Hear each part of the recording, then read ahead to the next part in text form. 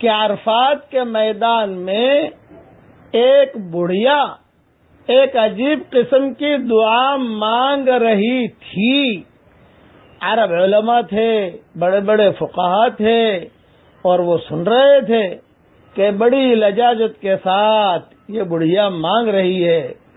بعد میں علماء نے اس کے تجربے کرنے شروع کیے، چونکہ حدیث میں تو یہ دعا نہیں ہے.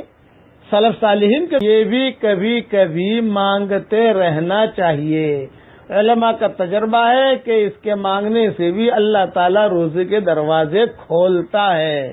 ساری چیزیں تو یہ دعا جو پڑھا رہا ہوں، عربی کے جملے بھی پڑھا رہا ہوں اور اردو اس کا ترجمہ بھی کر رہا ہوں. پڑھیے میرے ساتھ. اللہم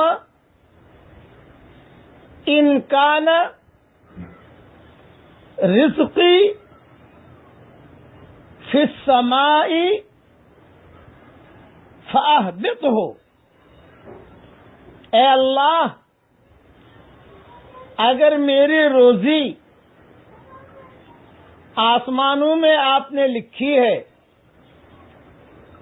اسے اتاریے. یہ ایک دعا ہوئی. دوسری دعا نمبر 2، وَإِن كَانَ فِي الْأَرْضِ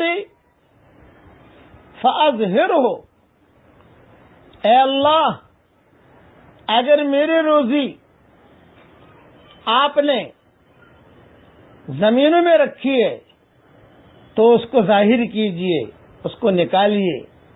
نمبر 3، وَإِن كَانَ بَعِيدًا فَقَرِّبْهُ. اور اے اللہ، اگر میری روزی دور ہے تو اس کو قریب کر دیجئے.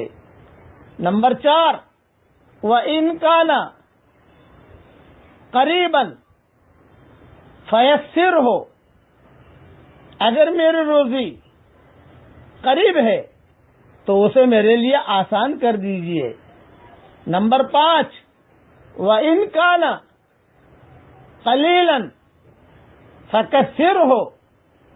اور اگر میری روزی تھوڑی ہے تو اس کو زیادہ کر دیجئے اور اس میں اللہ برکت دے دیجئے. علماء نے لکھا ہے کہ جو آدمی اس کی پابندی کرے گا اس کی کوئی دعا بھی رد نہیں ہوگی،